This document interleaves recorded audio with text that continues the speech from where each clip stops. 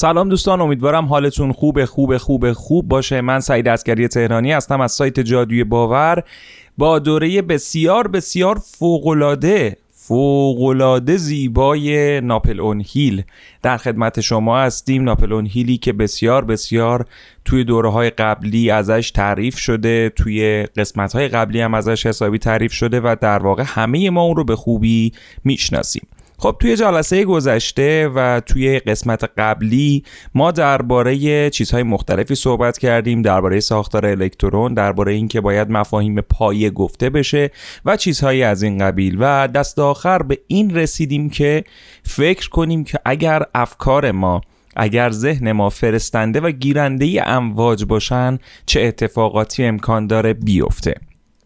قبل از شروع هر چیزی یک مثالی زده ناپلئون هیل درباره همین قضیه. گفته که فرض کنید زمانهایی رو که به یک سخنرانی یا یک جلسه که توش یه فردی داره سخنرانی میکنه رفتید و اون فرد وقتی که یک سری چیزهای هیجان انگیز، یک سری چیزهای با انرژی بالا به شما میگه، ناخودآگاه یه احساسی سرتاسر وجودتون رو فرا میگیره. احساساتی از این قبیل، احساساتی که بعضی اوقات ما با یک نفر همدردی میکنیم و اون احساس همدردی به یک شکل موجی تو بدن ما، انگار یک لرزش، یه انرژی کل بدن ما رو فرا میگیره، یا لحظاتی که بسیار فوق‌العاده و زیبا هستن.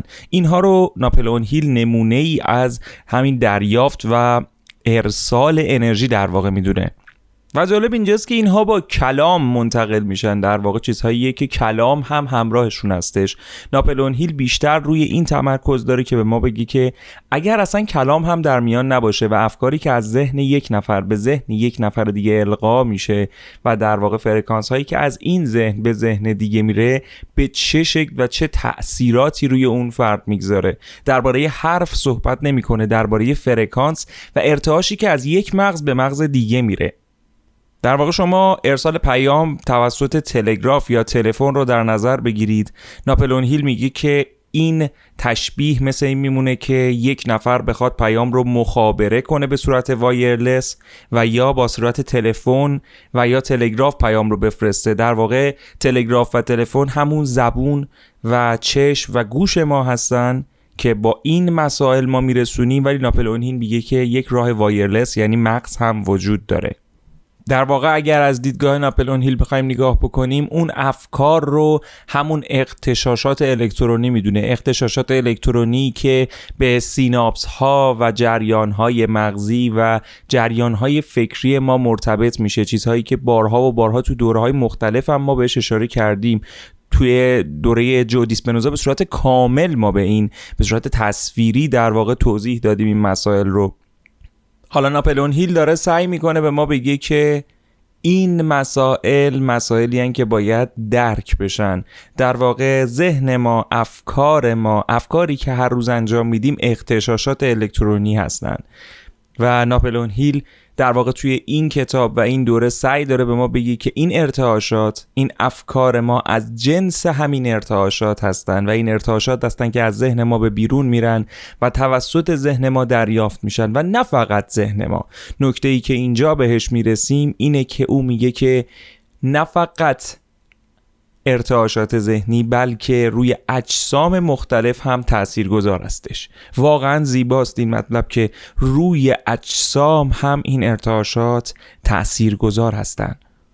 حالا ناپلئون هیل میگه که بیایید در نظر بگیریم که افکار ما باتری هستند. درست مثل باتری که جریان رو به راه میندازه، این جریان متوقف نخواهد شد. این جریان فکری تبدیل به یک موج میشه که این موج در سرتاسر دنیا به ارتعاش در میاد، به حرکت در میاد. درست مثل امواج وایرلس دیگه‌ای که خیلی ها قبلا قبول نداشتن، حتی هست و خیلی ها فکر میکردن اصلا یه هم چیزی وجود نداره، ولی بعدن کشف شد و متوجه شدیم که این امواج داخل هوا هستند و این امواج فکری ما هم وجود دارند. شاید اصلا خیلی بیشتر از موجهای رادیویی هم وجود داشته باشند. در واقع باید مغز رو یک ایستگاه فرستنده و دریافت کننده امواج دونست. این چیزیه که ناپلئون هیل توی این قسمت میخواد بهش اشاره بکنه. در ادامه این رو داریم که ذهن‌های ما اگر که یک همچین چیزی رو قبول داشته باشیم توانایی ارسال و دریافت اطلاعات به این شکل رو دارن و تصور کنید، یک لحظه تصور کنید چه حجمی از اطلاعات با چه مقداری از کیفیت رو میتونیم به یک مغز دیگه انتقال بدیم اگر بدونیم که چطور میشه کنترلش کرد، اگر تسلط و احاطه بر روی این موج‌ها داشته باشیم. بخش بعدی درباره ماندگاری موج‌ها صحبت میکنه. ماندگاری موج‌ها چیز بسیار بسیار جالبیه که من اسم ابدی روی اون گذاشتم به خاطر اینکه اعتقاد دارم که هر فکری از یک ذهن بیرون میاد با یک قدرت و میزان فرکانس خاص. وقتی که این فکر بیرون میاد با یک قدرت خاص و در یک جهت خاص مخابره میشه.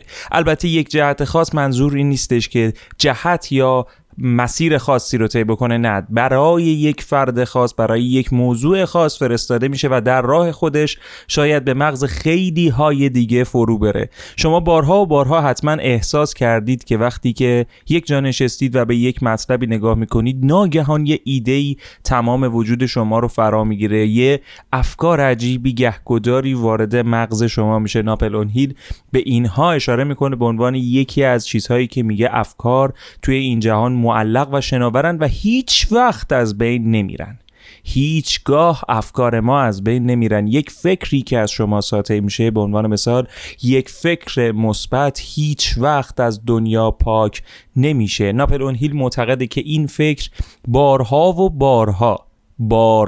بارها توسط مغزهایی که پتانسیل دریافت اون فکر رو دارن، یعنی یک فکر به اندازه کافی بزرگه با پتانسیل بسیار زیاد و با قدرت بسیار زیادی از مغز یک فرد دیگه نشأت گرفته، ساطع شده.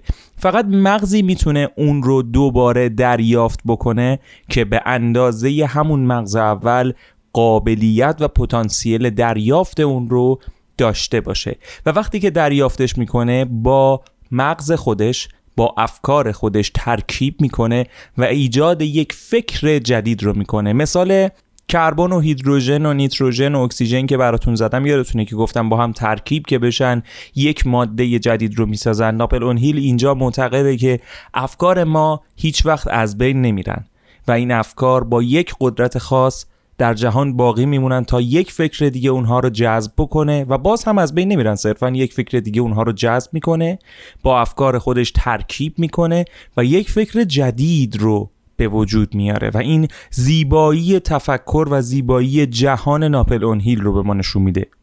او معتقده که امروزه خیلی از بچه هایی که به دنیا میان بسیار راحت تر دریافت میکنن مسائل مختلف رو نسبت به بچه هایی که قبلا و گذشته ها به دنیا آمدن، به خاطر اینکه افکاری که در جهان ما متولد شده از ابتدا تا الان توی جهان ما هست، توی دنیای ما هست و هر چقدر بیشتر جلو میریم این افکار بیشتر و بیشتر در دنیای ما بست پیدا میکنه. به خاطر همینه که بچه های ما امروزه بهتر یاد میگیرن و حتی خود ما بهتر یاد میگیریم. و اگه اینو درست بدونیم در انتهای این بخش میبینیم که نوشته شده که جهان ما مثل یک کتابخانه افکار میمونه، یعنی هر چقدر جلوتر پیش بریم این کتابخانه افکار بزرگ و بزرگتر میشه و کتابهای بیشتری رو در بر میگیره و این کتابخونه یک کتابخونه بسیار عظیم برای کساییه که میخوان داخلش کتابهای زیبا و قشنگ بخونن. خب توی بخش بعدی میخوایم با هم بررسی بکنیم که توی زندگی عادی چجوری میشه یک مدرکی برای اینکه این حرف درسته پیدا کرد. یکی از مدارکی که ارائه میشه اینه که احساس میکنیم بعضی اوقات با همدیگه یک جمله رو میگیم، با همدیگه یک کلمه رو اطلاق میکنیم. شاید بارها براتون پیش اومده که شما یه جای دیگه بودید به یک مسئله فکر میکردید، یک فرد دیگه هم که دوست شما باشه یک جای دیگه بوده و به یه مسئله‌ای که شما داشتید فکر میکردید اون هم همون فکر رو میکرده. وقتی به هم میرسید به صورت ناخودآگاه هر دوتون همون حرف رو میزنید و اینها نمونه‌های بارزی از چیزهاییه که ناپلئون هیل قصد داره به ما بگه. در قسمت بعدی گفته میشه که فرض کنید یک سخنران انگیزشی برای شما داره صحبت میکنه. شما بارها و بارها احساس کردید که میدونید کلمه بعدی چیه، درست 1/1000 ثانیه قبلش و حاضرید که قسم بخورید که میدونستید که الان قراره این کلمه رو بگه و حتی بعضن اون رو باهاش فریاد میزنید. و بعضی اوقات هم پیش میاد که احساس میکنید که اون کلماتی که داره از دهنش بیرون میاد مدتها قبل به شما گفته شده، یا احساس میکنید این کلمات رو میدونستید یا میدونستید که این فرد قراره یک همچین چیزی رو بیان بکنه. بارها و بارها تو زندگی روزمره پیش اومده که وقتی یک نفر دیگه داره صحبت میکنه شما هم احساس میکنید که اون حرف رو میدونید که قراره این حرف زده بشه. بارها و بارها توی مسابقات مختلف شما حدس میزنید که الان این اتفاق میفته و درست در همون لحظه اون اتفاق میفته. حالا تصور بکنید برای یک لحظه چشماتون رو ببندید و تصور بکنید. آره این یکی از قسمت‌های دوره است. اگر که میتونید، تواناییشو دارید، جایی هستید که میتونید چشماتون رو ببندید، یک لحظه چشماتون رو ببندید و فرض بکنید که اگر ما به این امواج مسلط باشیم و دو فاکتور رو بتونیم برای اونها پیاده سازی بکنیم. یک، نظم، یک هارمونی، دادن یک هارمونی به این امواجی که تولید میشن یا البته دریافت میشن. و دوم با هدف خاص. یعنی شما وقتی که یک فکر رو، یک موج رو از فکرتون خارج میکنید با هدف خاص و با نظم و هارمونی خاصی به بیرون مرتعش بکنید. فقط یک لحظه بهش فکر کنید که چه اتفاقاتی رو میتونیم بسازیم. خیلی خوب، بعد از این تجربه فوق‌العاده‌ای که با هم دیگه داشتیم، این تمرین قشنگی که با هم دیگه انجام دادیم، میریم سراغ درس سوممون. درس سوم میخواد راجع به گردآوری و جمع‌آوری و نظم‌دهی به اطلاعاتی که در مغز جمع میشه و انسان اونها رو متوجه میشه صحبت بکنه. در واقع ناپلئون هیل قسمت سوم رو با این قضیه شروع میکنه که تمام اطلاعاتی که انسان نیاز داره در بطن طبیعت وجود داره. در واقع اسکلت ها، استخوان های بجا مانده از جانوران مختلف این رو میخواد به ما اثبات بکنه، با قدرت هم اثبات بکنه که یک زمانی جانوران روی کره زمین وجود داشتن، انسان ها روی کره زمین وجود داشتن. در واقع بحثی که میخوام بکنم اینه که تمامی شواهدی که روی کره زمین هستش به یک زبان جهانی برای شما ترجمه و تفسیر شده و ذهن شما حتی اگر خودتون نخواهید و متوجه نشید اونها رو دریافتشون میکنه به یک زبان جهانی. مفهوم زبان جهانی بسیار بسیار مؤثر و کارآمده برای این مطلب. شما وقتی که به طبیعت نگاه میکنید، مادر طبیعت به شما چیزهایی رو ارائه میده که شما مقصود زندگی رو دریابید. این زبان نه هیروگلیف و نه زبانهای سانسکریت و زبانهای قدیمی، بلکه یک زبان جهانیه. زبانی که هر کس با استفاده از بدن خودش و نه الزاماً گوش خودش اون رو متوجه میشه. حالا یک لحظه به این نکته توجه کنید. به این نکته توجه بکنید که در کسری از ثانیه امواج صوتی از طریق آنتن‌ها مخابره میشن و از اون آنتن‌ها هم به دستگاه‌های گیرنده ما فرستاده میشه و دستگاه‌های گیرنده اونها رو برای ما پخش میکنه در کسری از ثانیه. وقتی این اتفاق میتونه در کسری از ثانیه بیفته، چرا؟ فکرهای ما، امواجی که توسط افکار ما مرتعش میشه، به ارتعاش در میاد، فرستاده میشه، در کسری از ثانیه به فکرهای دیگه منتقل نشه. در واقع میخوام بهتون بگم فکرهای ما دوستان با هم دیگه در ارتباطه. در ادامه دوره گفته میشه که ناپلئون هیل زمانی زندگی میکرده که آمریکا توی یک بحران اقتصادی بوده و علم هم به شدت رو به گسترش بوده و البته دوره‌ای بوده که دوره افراد با شک بسیار زندگی می‌کردن. در واقع فرقه‌ای که شکاک بودن، فرقه شکاکان رو ما داشتیم تو اون دوره از آمریکا. و خب زمانی که ناپلئون هیل زندگی می‌کرد هیچ وقت این تئوری فکر به فکر، اتصال فکر به فکرش هیچگاه مورد پذیرش واقع نشد و روش حتی تحقیق هم نشد. اما با اطلاعات امروزی، با دیتاهای امروزی، با چیزهای جدیدی که امروز اومده مثل هوش مصنوعی و واشکافی دی ان ای و ژن‌ها و چیزهایی از این قبیل، شاید بسیار بسیار محتمل و حتی بسیار بسیار نزدیک باشه. کم کم داریم به مفهوم مسترمایند و یا ذهن برتر نزدیک میشیم. داریم پایه‌های ایجاد یک تعریف برای ذهن برتر رو به شماها میدیم. خب توی قسمت بعدی میخوایم درباره مفهومی به اسم شیمی ذهن صحبت بکنیم. این بخش درباره شیمی ذهن هستش و میخواد بگه که شیمی ذهن افراد مختلف با همدیگه متفاوته. یک فرد یک ساختار ذهنی خاص و فرد دیگه ساختار ذهنی دیگه داره، اما بارها و بارها احساس کردیم از یک جمع کاملا غریبه ما یک سری از افراد رو یک حس بهتری نسبت بهشون داریم و غالباً اون افراد از نظر ذهنی بسیار بسیار به ما نزدیکن. اینطور نیست؟ در واقع این افکار با همدیگه ترکیب میشن. ترکیب این افکار و انرژی ها باعث یک واکنش شیمیایی میشه که این دو فرد رو به همدیگه نزدیک و یا حتی از همدیگه دور میکنه. دو فردی که تفکرات و انرژی های فکری متفاوتی با همدیگه دارن و برهم کنش این انرژی ها باعث تنفر و یا دوری اونها از همدیگه میشه، حتی بدون کلمه ای صحبت کردن. اینها نشونه هاییه که ناپلئون هیل برای اثبات ادعا و تئوری خودش مطرح میکنه و در انتهای این قسمت جمله بسیار بسیار زیبا رو آورده. فوق العاده این جمله زیباست که میگه اگر میخوای افسانه ها رو باور کنی و اونها رو بشناسی، افسانه ها رو به وجود بیار. خودت تبدیل به یک افسانه شو.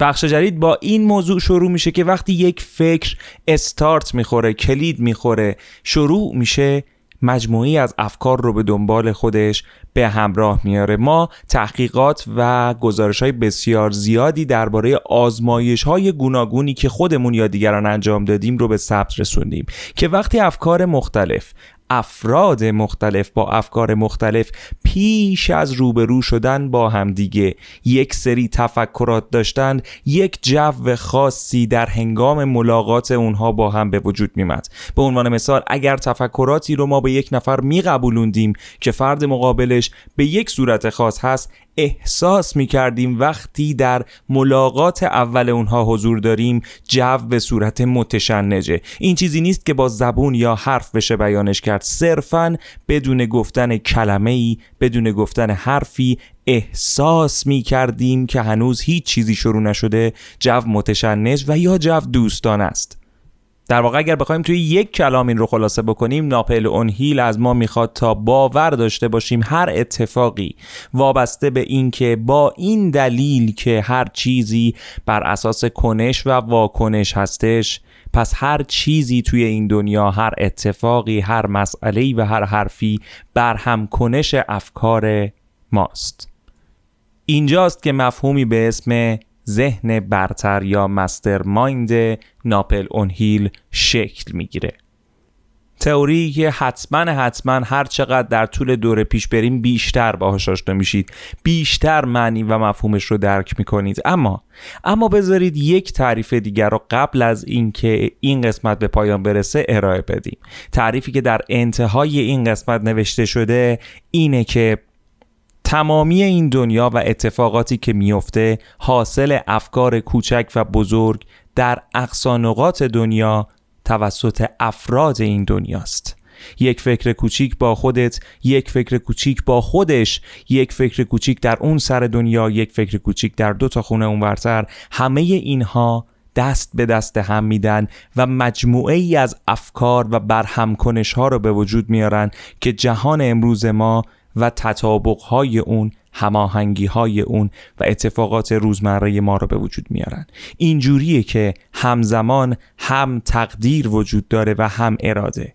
تقدیر و اراده در گروه هم دیگه است. اراده شما، فکر شما و تقدیر شما برهم کنش افکار شما با افکار دیگران. جهان ناپلئون هیل به قدری زیبا و فوق‌العاده است که مثل یک دریای بیکران میمونه که تو شناور میشیم. حتی اگر این نظریه ها غلط هم باشه، حتی اگر که هیچ وقت اثبات شدنی هم نباشه، اما به قدری زیباست، به قدری فوق‌العاده است که آدم واقعا دوست داره تو شنا بکنه و همیشه غرق این افکار باشه. فوق‌العاده است که بتونیم به این نظریه ها فکر کنیم. ازتون خواسته شده که انتهای این قسمت به این مسائل به خوبی فکر کنید، به مثال هایی که میتونید راجع به این قضیه بزنید و اون رو بهش مرتبط بکنید فکر بکنید و حتی اگه خواستید تا اونجایی که میتونید به این مسائل شک بکنید و تحقیقات امروزی رو درباره این مسائل برید و بخونید و ببینید که چی هستش و با ما هم حتما در میون بذارید. مرسی که انقدر فوق‌العاده و خوب و شایسته هستید. با انرژی مثبت، همیشه شاداب و خندون. یا علی مدد.